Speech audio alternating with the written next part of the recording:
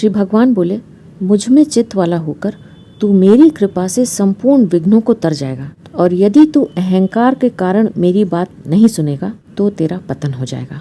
म चित्तस् सर्व दुर्गाणी मत प्रसादात तरिष्यसि।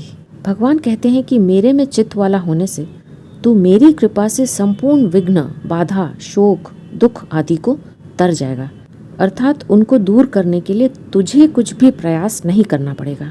भगवत भक्त ने अपनी तरफ से सब कर्म भगवान के अर्पण कर दिए, स्वयं भगवान के अर्पित हो गया, समता के आश्रय से संसार की संयोगजन्य लोलुपता से सर्वथा विमुख हो गया और भगवान के साथ अटल संबंध जोड़ लिया।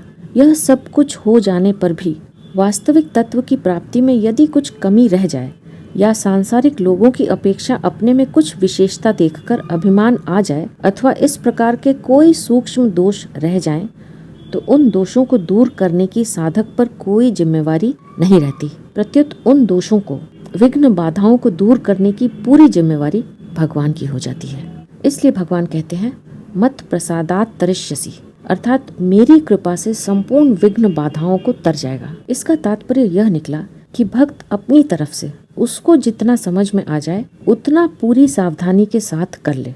उसके बाद जो कुछ कमी रह जाएगी वह भगवान की कृपा से पूरी हो जाएगी। मनुष्य का अगर कुछ अपराध हुआ है तो वह यही हुआ है कि उसने संसार के साथ अपना संबंध मान लिया और भगवान से विमुख हो गया। अब उस अपराध को दूर करने के लिए वह अपनी ओर से संसार का संबंध तोड़कर भगवान के सम्मुख हो जाए। सम्मुख हो जाने पर जो कुछ कमी रह जाएगी वह भगवान की कृपा से पूरी हो जाएगी। अब आगे का सब काम भगवान कर लेंगे। तात्पर्य यह हुआ कि भगवत कृपा प्राप्त करने में संसार के साथ किंचित भी संबंध मानना और भगवान से विमुख हो जाना यही बाधा थी। वह बाधा उसने मिटा दी तो अब पूर्णता की प्राप्ति भगवत कृपा अपने आप करा देगी। जिसका प्रकृति और प्रकृति के कार्य, शरीर आदि के साथ संबंध है, उस पर ही शास्त्रों का विधि निषेध, अपने वर्ण आश्रम के अनुसार कर्तव्य का पालन आदि नियम लागू होते हैं और उसको उन नियमों का पालन अवश्य करना चाहिए। कारण कि प्रकृति और प्रकृति के कार्य, शरीर आदि के संबंध को लेकर ही पाप पुण्य होते हैं और उनका फल सुख दुख भी भोगना पड़ता है। इसलिए उस पर शास्त्रीय मर्यादा और नियम विशेषता से लागू होते हैं। परंतु जो प्रकृति और प्रकृति के कार्य से सर्वथा ही विमुख होकर भगवान के सम्मुख हो जाता है, वह शास्त्रीय विधि निषेध और वर्ण आश्रमों की मर्यादा का दास नहीं रहता।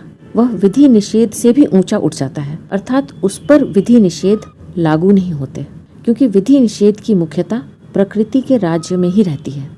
प्रभु के राज्य में तो शरणागति की ही मुख्यता रहती है। जीव साक्षात परमात्मा का अंश